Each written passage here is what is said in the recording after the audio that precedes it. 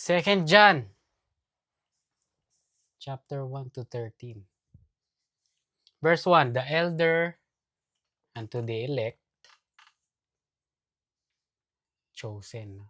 The elder unto the chosen or elect lady and her children, whom I love in the truth.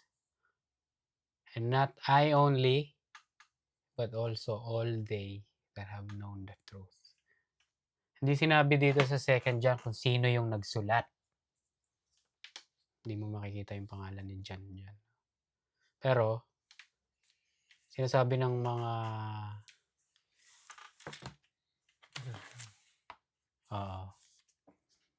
sa style pa lang ng letter, alam mo na si John na. Nabasa natin, di ba? Na, especially, kunyari, yung 1 John, pinagsasasabi palagi, no? Love one another. And this is the commandment, no? Yung style, natatandaan nyo dati, nung nag-shift tayo from Paul, no? Ibang-iba yung dating ng sulat, no? Iba yung energy. So, dito makikita mo na si John talaga yung nagsulat. Kasi pareho ng 1 John yung theme. Yung lady dito, sinasabi ng study na literal na tao daw to. Kasi pag tinignan mo yung Greek word, pangalan siya. Pangalan.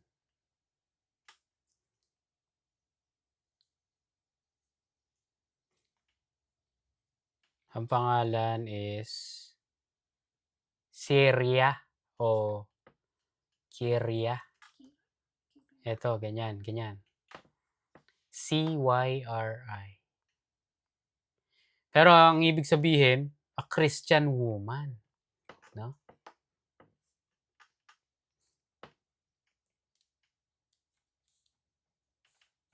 Pero may nagsasabi din, yung iba paniniwala nila, literal na person to, the elect lady. May nagsasabi naman, this is talking to a congregation. This letter is to a congregation or a church. Kasi, madalas ang nire-refer yung church na in a feminine way, no? Kunyari, at the church, sa 1 Peter 5:13, tinatawag yan, she.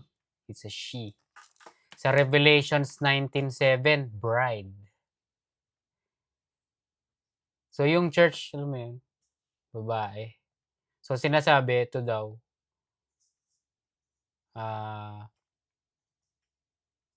written to the church. Although may pangalan siya. Parang Acts. At saka yung Book of Luke. No? Chapter 1. Written to Theophilus. No? Tapos pag sinearch mo yung meaning ng Theophilus, lover of God. So, yung wisdom ni God, no? Parang sasabihin mo ba na coincidence yun? Sinulat niyo to kay Theophilus. No, it's not for the church, it's for Theophilus. Pag ano ang ibig sabihin pala ng Theophilus pag sinearch mo yung meaning? It means lover of God. Theo, no? Theo means God. Philo, so phileo, love. No? So parang ganun din. Etong lady, si Syria, ibig sabihin pala nung Syria, Syria, a Christian woman. A Christian. So, ibig sabihin, this could be written to the believers, the Church of God. Diba? Whom I love in the truth, and not I only, but also all they that have known the truth. The truth. Pag binasa natin ito, makikita natin ilang beses ginamit yung word na yun, truth. Ano yung truth? Tinanong ni Pilate yan kay Lord, eh, di ba? Bago siya, what is the truth? Yung Greek word aletheia, ibig sabihin reality, facts. Yung basic meaning ng truth yun, no? Magsabi ka ng totoo, kunyari, no? Sa Tagalog, totoo, truth, na? Tell me the truth. Ibig sabihin, magsisinungaling, sabihin mo yung totoo. Facts, na? Real. Tell me something that's real. Reality. Yung truth, nagre-refer sa kung sa Bible in many ways. Kunyari, John 14:6. Sabi ni Lord, I am the truth, no? So the truth, yan sinabi dito, but also all they that have known the truth. Parang sinabing also all they that have known the Lord. Parang gano'n na rin yun, no? Sa Colossians 1:5, sinasabi dyan, the truth of the gospel. So, pwedeng mag-refer din yung truth sa gospel. John 17:17, your word is truth.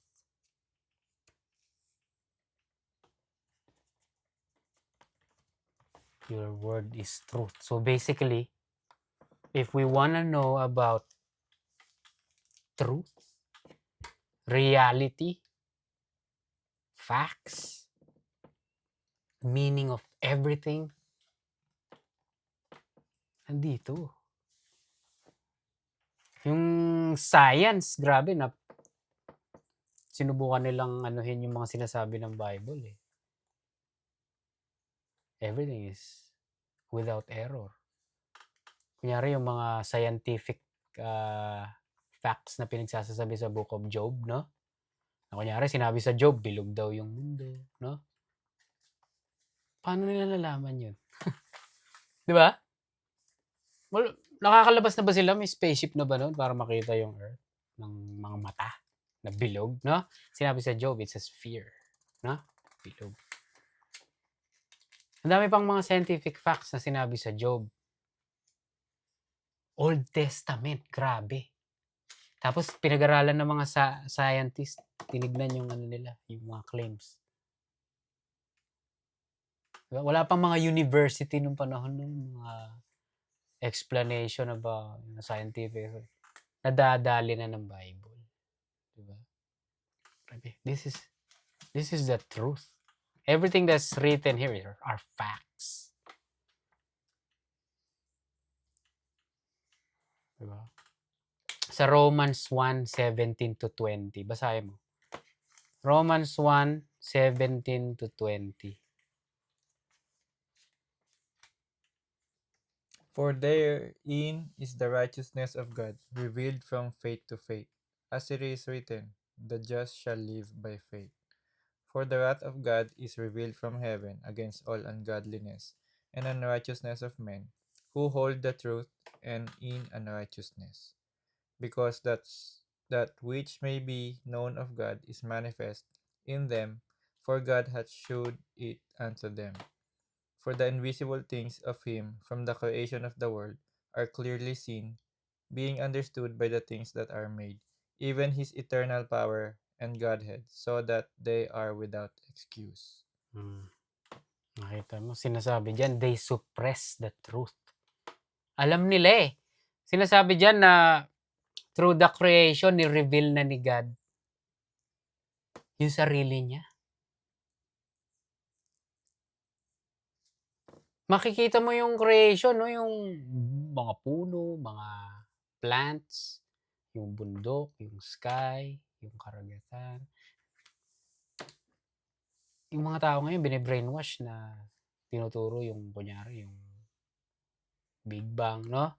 Na nag-exist yan na out of nothing. Very stupid, di ba? Pero ganun pa man, yun yung tinuturo sa kanila pero hindi nila madedenay na. Sinabi dito sa Romans chapter 1 eh, di ba?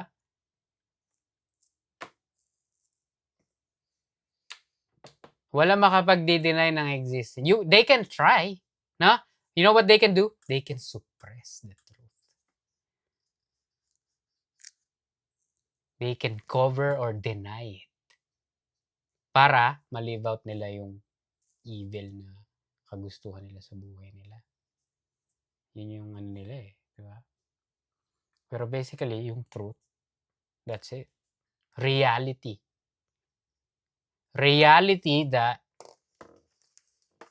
there's a God. That He created all things. So, balik tayo sa verse 1, 2 John. Whom I love in the truth. Ibig sabihin yan, that's the truth of truths. Walang halong kasinungalingan yan pag sinabi niya, I love you in the truth. Pwede rin sinasabi dyan na Christian love, no? I'm in the truth, you're in the truth.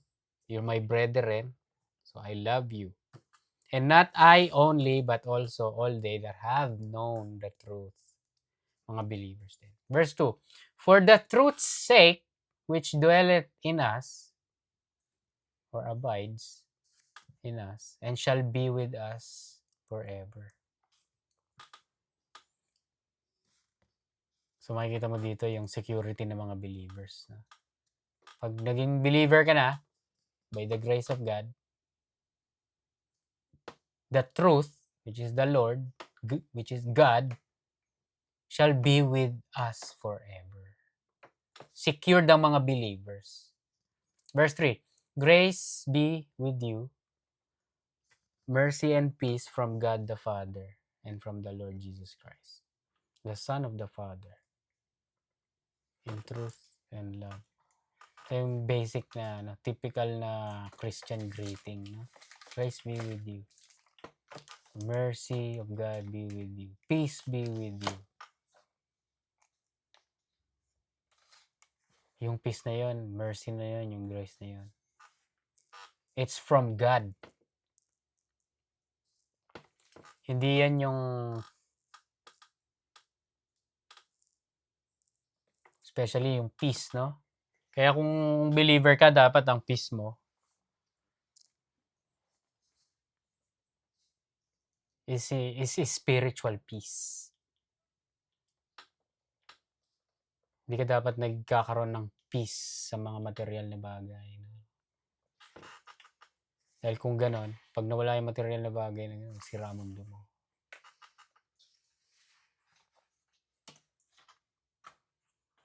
O kung may nangyari doon, sa kinaiingat-ingatan mo ng mga material na bagay, sira ang peace mo. No?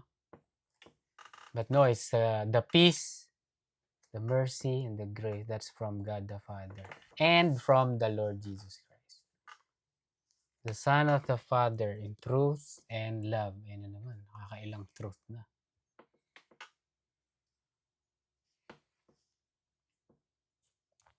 Verse 4, I rejoice greatly that I found of thy children walking in truth, as we have received a commandment from the Father. Yan ang hope natin no? Na yung mga brethren natin, they're walking in truth. Kapag nalaman natin na yung fellow brethren natin, no? Talagang walking in the Spirit, alam mo na in the Lord, no? Especially, kunyari, on fire, no? Growing in grace. Grabe. We will rejoice, no? Pero sadly, meron tayong mga brethren na walking in the flesh. Ang hirap makapag-rejoice. Puro na lang talagang heavy in the heart, praying na sana, no? Sana may magbago. Sana maiba naman. Kasi grabe, miracle yun. ako kung tatanungin ako anong gusto kong makitang modern day miracle, na maging on fire si brother at si sister in the Lord, 'no? Wow, dude, that would be 'di ba? Mamaya pupunta na, "Ay sasama kami diyan sa Bible study." That's crazy. That would be the day. What is walking in truth? Walking in truth daw sila, oh. It is the obedience of the commandment of God. The obedience of the the commandments of God to believe on the Lord Jesus and love one another. Basically, no? Sa context, yun ang second half. As we have received the commandment from the Father. Yung commandment niya, simple-simple, basically. Love one another. This is written to the Christian. Christian na sila, mga believer na sila. Pero ang commandment is, love one another. Verse 5, and now I beseech thee. Beseech. I ask, or I desire. I pray. I request. I beg. Now I beseech thee, lady. Ayan na naman si lady.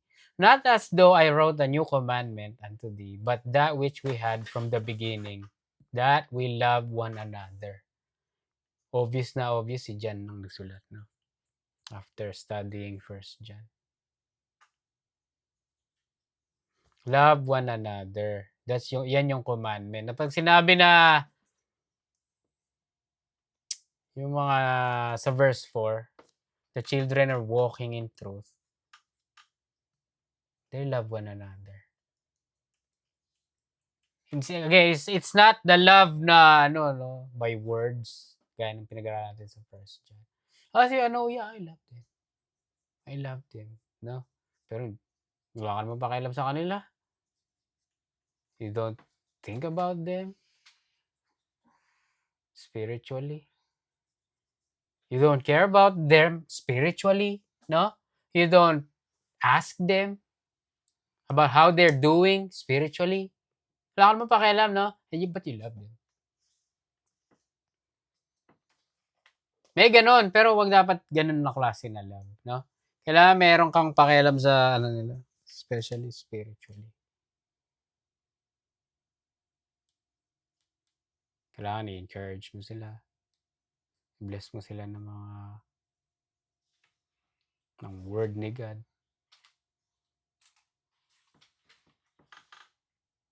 Para naman mabuhay-buhayan yung kanilang spiritual life. Madiligan, no? Tumubo, mag-grow.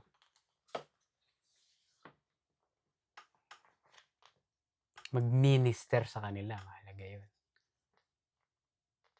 Verse 6, and this is love that we walk after according to.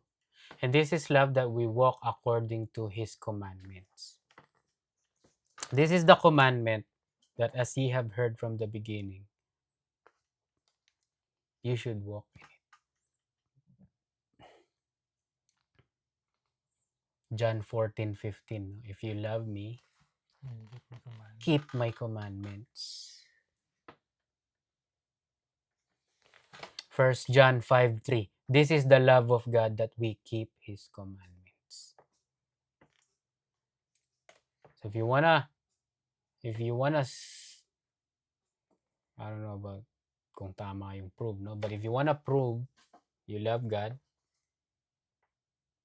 you keep His commandments. Pero tricky to no? Dahil yung mga false teachers, nangangating ituro to para i-push yung kanilang work salvation agenda. See, tingnan mo, and this is love, that we walk after His commandment. If you love God, John 14:15, if you love me, keep my commandments. Context pa lang, kitang-kita na Ang sinasabi dito, you love the brethren. Diba? This is not talking about good works. Go to church, read your Bible, do charitable things, sell your things, donate it to, don't eat this, don't do that, do this. 10 Commandments, follow it. It's not talking about that. Yun ba yung context? Grabe. First John pa lang yung pinupukpok na ni John eh, paulit-ulit. Ang commandment ni God is love one another. The commandment to the brethren, the commandment to Christians, already Christians by the grace of God. No? It's not talking about, it's not talking to, this letter is not to the non-believers. No? Oh, non-believers, follow the commandments of God. If you love God, follow His. No. This letter is for the brethren. Saved na eh. By the grace of God eh. Saved na. Because of the Lord Jesus Christ. No? O, ito gagawin nyo. Love one another. Love one another. Diba? If you love me, keep my commandments. Tereo. Pinag-aralan natin yan last time. Tereo. To guard. To watch. To hold. Hold fast. Keep, no? Yung Greek word. If you love me, keep my commandments. Sa 1 Kings, si David, 1 Kings 14, 7 to 9. Basahin mo. 1 Kings 14, 7 to 9.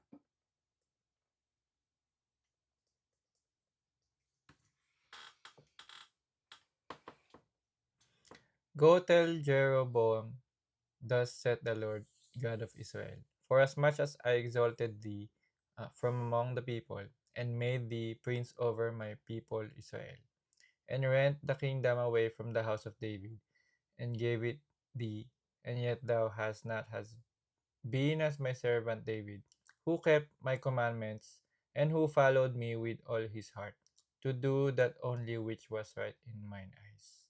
Grabe. Si David daw. He kept. Tingin. David, my servant David, who kept my commandments, and who followed me with all his heart, to do that only which was right in mine eyes. Diba? Si David ang perfect example sa mga believers. No? Did David really? Did that? Yung word na kept dyan, shamar, kapareho ng Greek, Hebrew word yung shamar, yung kept. Yung keep naman, Greek, tereo, kapareho lang. To watch, God. to keep, to mark, look narrowly, observe, preserve, regard, to protect. Kapareho lang nung tereo. Diba? Pag pinag-aralan mo si David, malalaman mo na kung anong klaseng tao si David. Diba? David is just like us. Diba? David is just like what says in the book of Romans, that all have sinned and fell short of the glory of God. Sabi sa Roma, there's none righteous, not even one. No? David is the same. David is human. Pero sinabi dun sa 1 Kings 14:7 to 9, David kept all God's commandments and did only the right things in the eyes of God. Really. Diba? Pag binasa mo yung 1 Kings 15:5 is the same thing, pero sa huli merong except the sin that he did kay Uriah, yung asawa ni Bathsheba, pinatay niya, no? Pero yun ang basically ibig sabihin ng keep. It doesn't mean, keep doesn't mean to perfect, to observe perfectly. Keep doesn't mean to do perfectly. Keep just means keep. So, kunyari, itong mga, ano to? Yema. Itong mga yema, I keep this. I keep this in this container. That's the simple meaning of keep. No? Pag sinabing kinikip mo yung commandments ni Lord, or you keep the truth, in a way, it's as simple as keeping, preserve. Keeping it in your pocket. Yeah, I keep this. Kung sino man ang mangunguha nito, kunyari itong cellphone ko, no? This is the truth. This is the commandment. Pag kinuha mo to, you're gonna be in trouble. No? You're gonna get hurt. Somebody na manguha nito, somebody na mga sisira nito, they're gonna get in trouble. Because I protect this. I'm watching this. I treasure this. I'm guarding this. Yun yung shamar, oh. Diba? Intindihan nyo? Si David, he keeps the commandments of God. Like that. Yeah, may nagawa siyang may nagawa siyang sin dito, may nagawa siyang sin dito. It doesn't mean hindi siya keeper ng commandments ni God. It's not even about trying. Oh, he didn't try hard. He needs to try harder to keep. It's not that. Naintindihan nyo? Nasa puso mo yun na you keep that. No? Naintindihan nyo? Na kahit anong mangyari sa na parang yung somebody's gonna take that from you, somebody's gonna blaspheme the truth, the commandment of God, no? Babastusin yung truth, you're always ready to protect that and defend that thing that you keep. Naintindihan nyo? You keep that. You observe that. You preserve that. You observe, ano pa sabi dito? You guard that. Diba? Kaya, hindi ibig sabihin ng keep na definition ng mundo. No? Dahil walang sino mang makapagsasabi na parang yung sa Matthew na all that yung nagtanong kay Lord, no, yung rich young ruler. Oh, master, what commandment I do so I can inherit eternal life? You know the commandment, thou shalt not do this. Oh yeah, all that I've done since my youth. Oh, okay. Okay, one thing you lack, na sell all things that you have, give to the poor, then follow me. You have treasures in heaven. Sell everything na kaya. Hindi niya kaya. So, sinungaling siya. No? All that I get from my youth. Diba? Walang makakakip. Walang makakakip. Gaya nung pinag-aralan natin last week, yung pinanood natin, no? Hindi daw siya nagsisin, no? Oh, no. Dati, no? Oh, so sinner ka. James 2:10, di ba? If you offend in one point, guilty of all. You're just as good as dead sinner. No?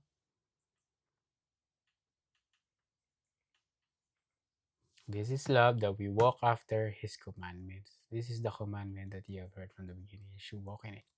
Love one another. Verse 7. For many deceivers are entered into the world, who confess not that Jesus Christ is come in the flesh. This is a deceiver and an antichrist. Parang yung pinag-aralan natin sa 1 John 4:2, no? Every spirit that confess that Jesus Christ has come in the flesh is of God. Everyone that confesses not that Jesus Christ has not come in the flesh is not of God, but spirit of Antichrist. Huh? These deceivers, they have Antichrist spirit. They don't know the truth. They are not of the truth. No? Tsaka they corrupt the truth.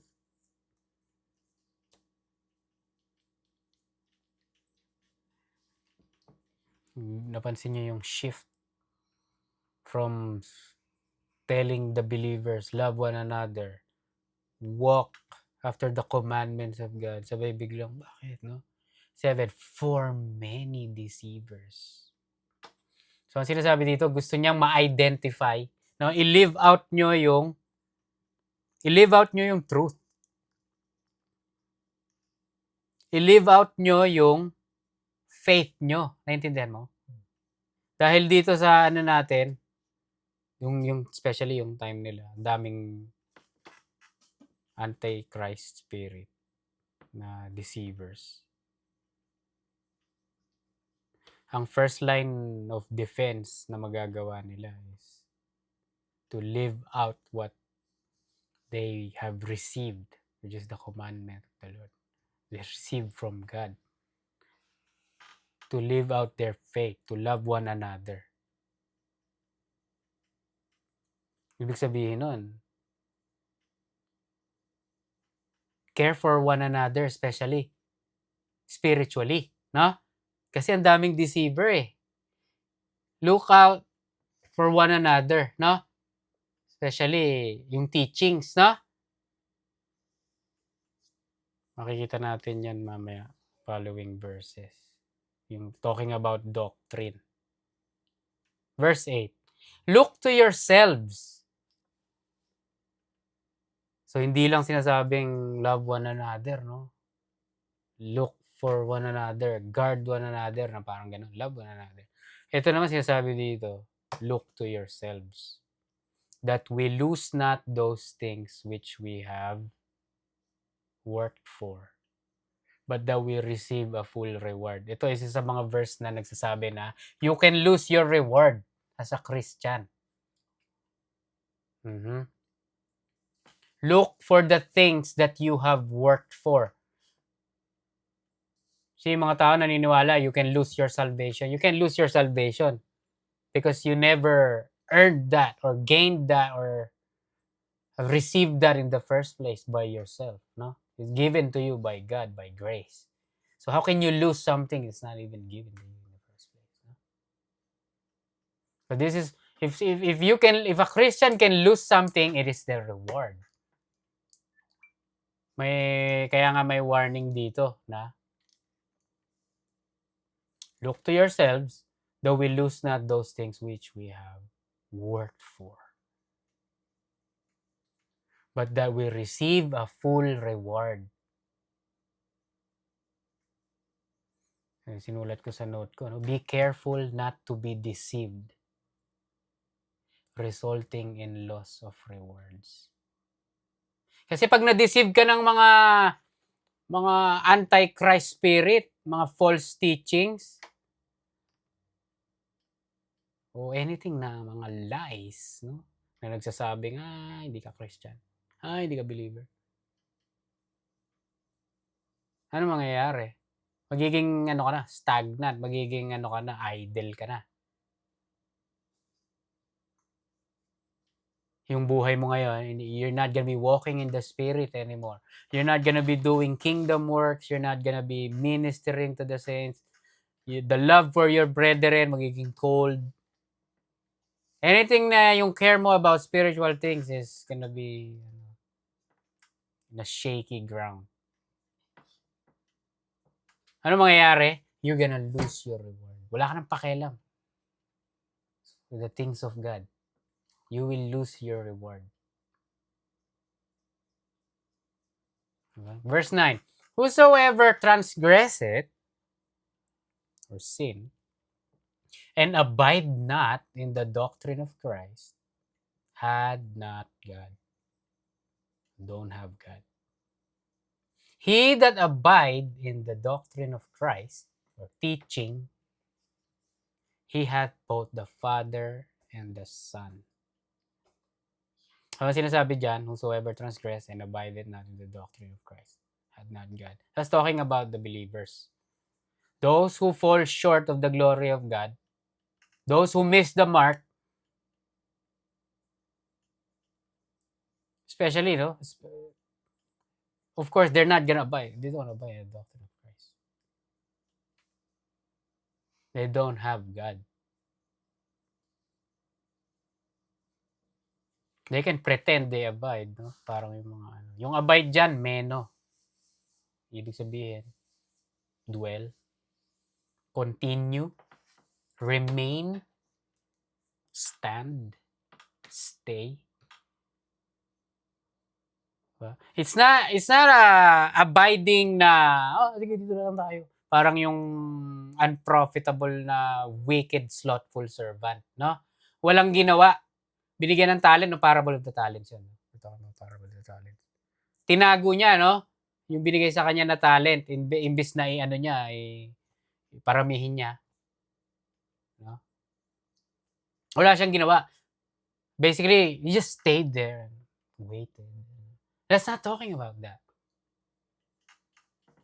Pag sinabing meno, continue, remain, stand, stay, dwell.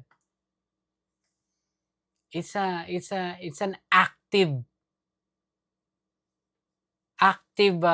it's an active stay. Do something. No? Grow. Grow in the grace of God. Hindi ibig sabihin, save na tayo, we're good. No? Save na ako kasi last time nag-react, I responded in the altar call.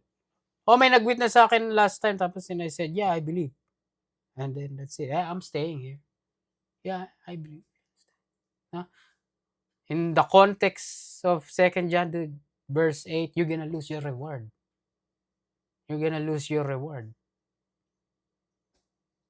Malinaw yung ano eh. Diba? Commandment. Love one another. Love one another. It's not talking about love na by word lang, by mouth. No? It has to be by deeds. Especially love in the spirit. No? You care for your brethren in their spiritual affairs. You care about their spiritual growth. Tulungan mo sila, no? Mag-minister ka sa kanila. Naintindihan mo?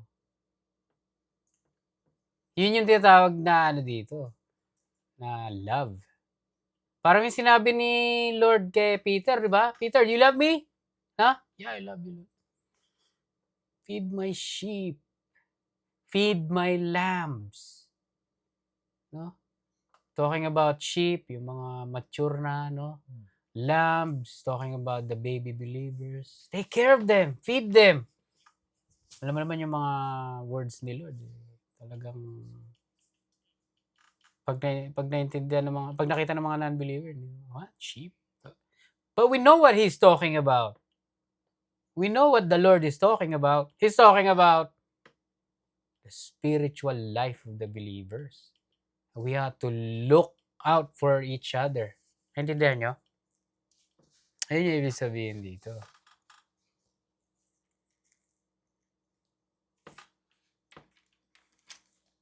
Abide.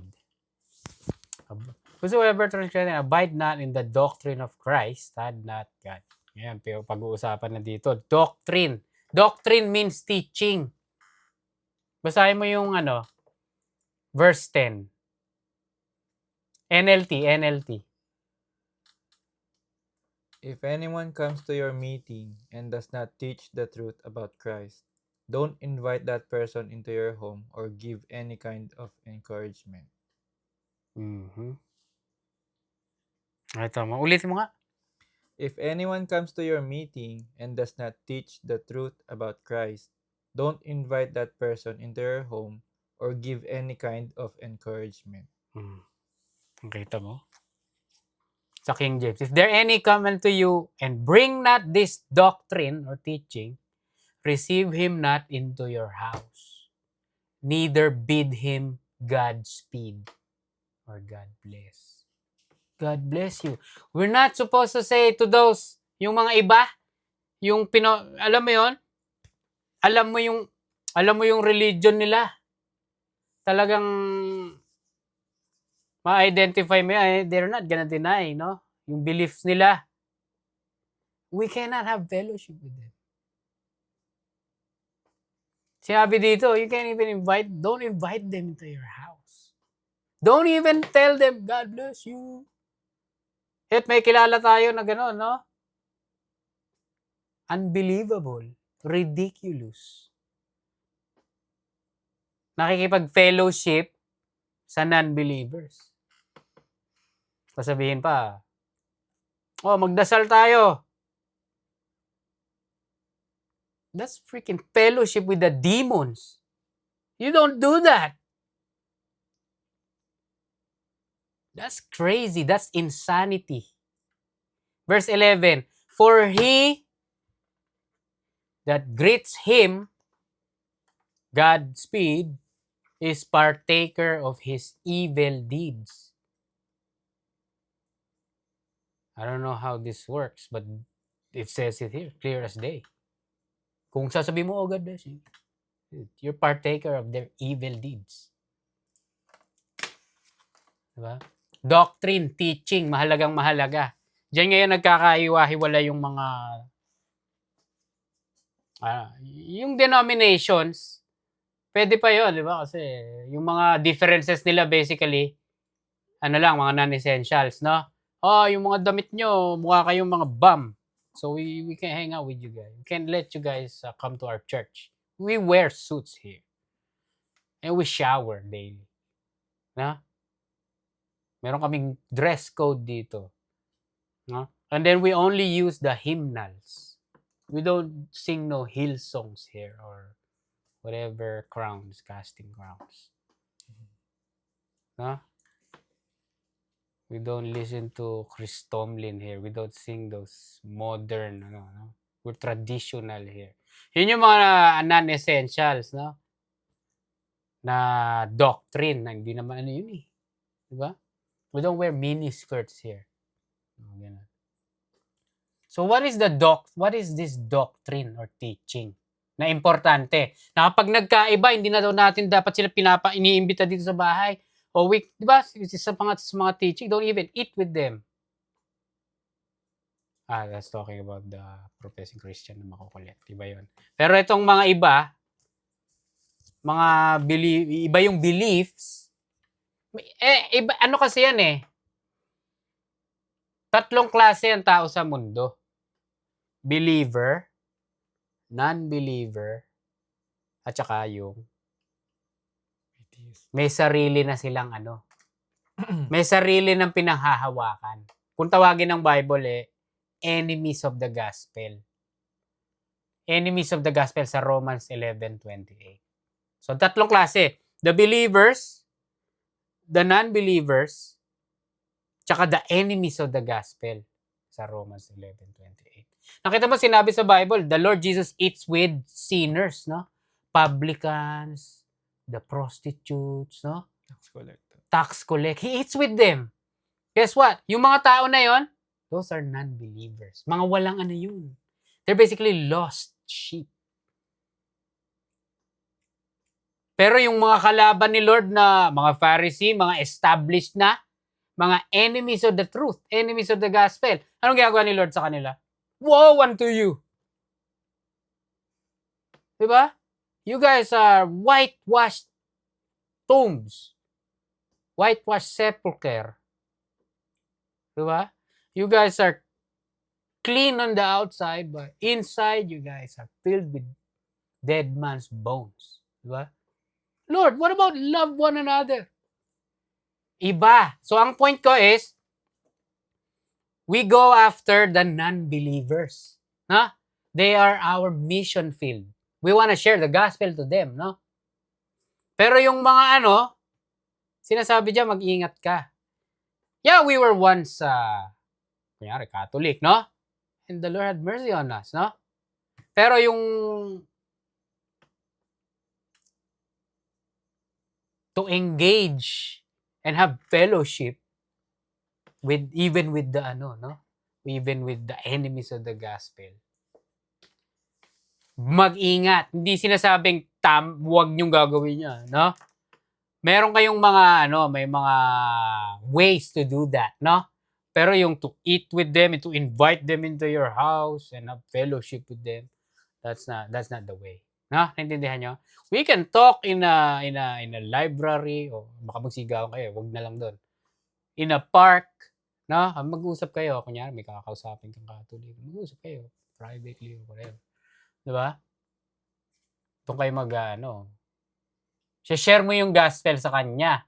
Pero yung to eat with them, the Lord Jesus Christ didn't eat with the Pharisees.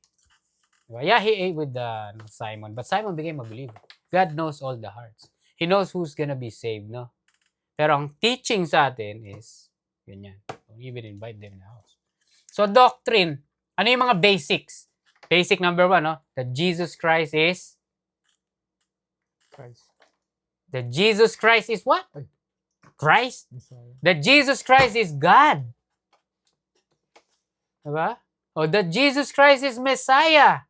The sent one. The one from God. Basic yun. So pag may mga professing believer but they deny the deity of the Lord, man, invite them in the house. Number 2, that Jesus Christ existed in the flesh, in the human form. Na? Kasi may mga taong magdi-deny ng gano'n. God, the Lord Jesus Christ, he didn't have a flesh, no? Kunyari yung panahon pinag-aralan natin na dinideny nila. No? Hindi pwede yun. Ibig sabihin, yung sacrifice ni Lord in the flesh, di ba?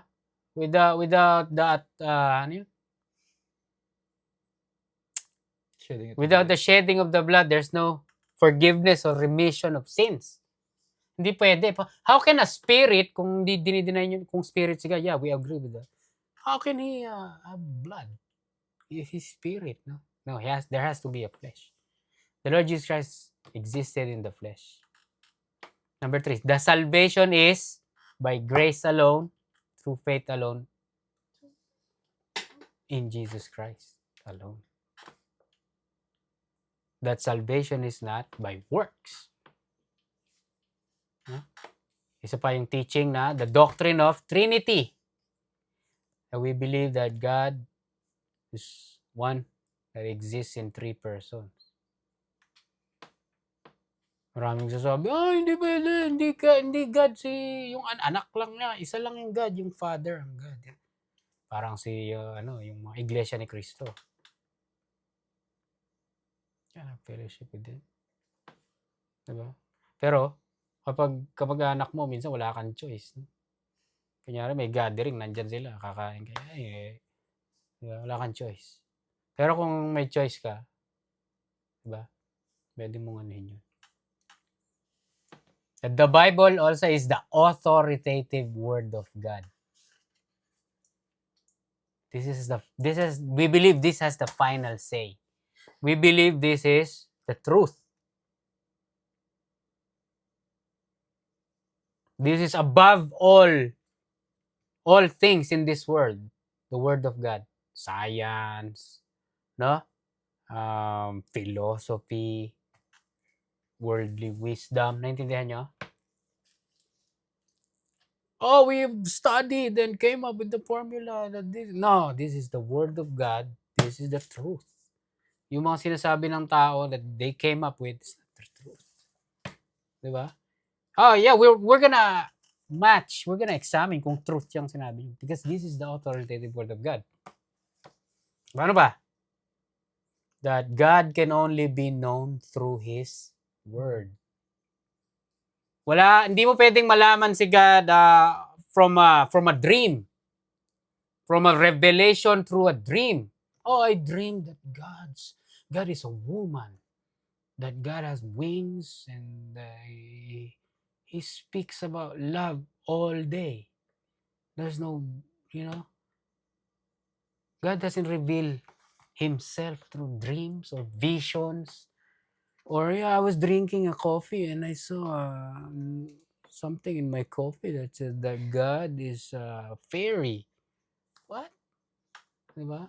That God is telling me to sell my iPhone and dude, diba? God is speaking to me. I heard the audible voice and told me to be a woman. What? Diba? Dito mo malalaman kung ano sinasabi ni God sa'yo. You want God speak to you? Get in the Word. Get in the Word. The Word is the Lord Jesus Christ. Jesus is the Word. Di ba? You want the truth? You get it from here. You want to get to know God? You get to know God through this. And by the grace of God, by the Holy Spirit, you get to know Him. No? Ano pa? That the Holy Spirit is God. The Father is God. The Lord Jesus Christ is God. The Holy Spirit is God. Yun yung mga basic doctrine. Ano pa? That God is holy, perfect, righteous, merciful, and just. Yun yung mga basic doctrine natin. No? Pag samasamahin mo yan, yan yung pinaka-ano natin. Yung, kumbaga may mga mabibili kang no, chocolate balls na pag kinain mo, crunchy on the outside, pag sa loob, wow, may laman sa loob. Creamy chocolate. Gooey. It melts in your mouth talaga. Sarap, no? Sa Christianity, yung pinakamasarap na nasa gitna. Na kaya binibili yung mga chocolate na yun kasi doon sa loob. Sarap ng no? Sa Christianity, yung pinakamahalaga. Yung, eto, what was said. Naintindihan nyo? The teaching, the doctrine. Kaya sinasabi dito, no? If there come any unto you, and bring not this doctrine, these teachings, this gospel truth, receive him not into your house, neither bid him Godspeed. For he that biddeth him Godspeed is a partaker of his evil deed.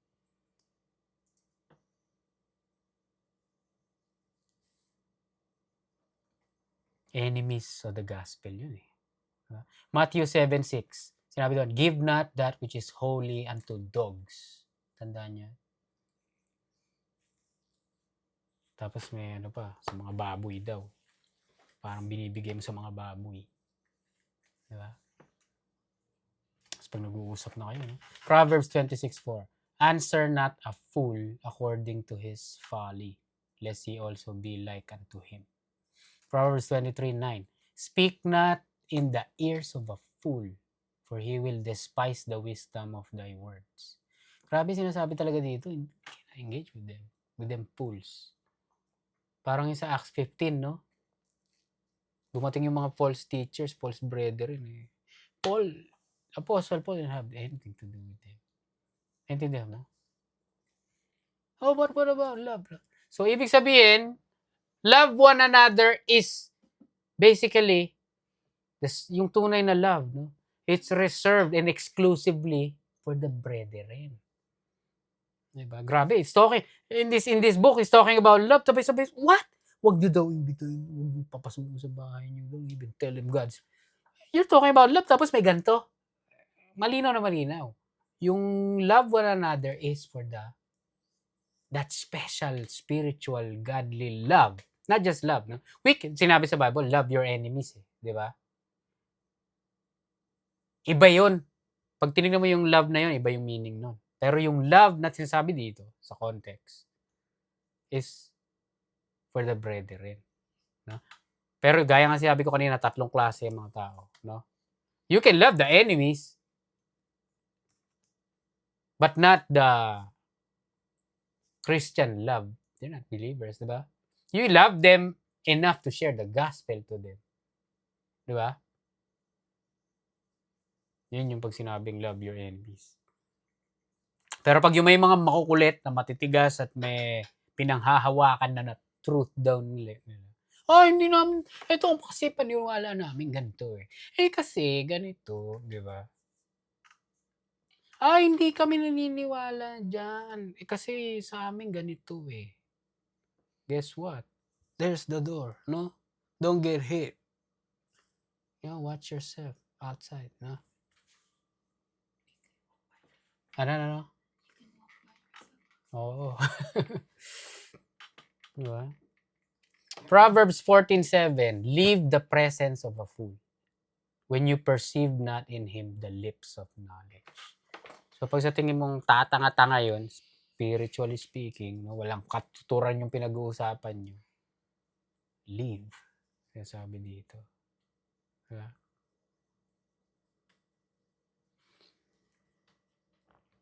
Enemies of the gospel is different. You have to have discernment, the spiritual discernment. Malinaw din dito sa 14:7. No? When you perceive not in him the lips of knowledge, leave. Kailangan may perception, spiritual perception. No?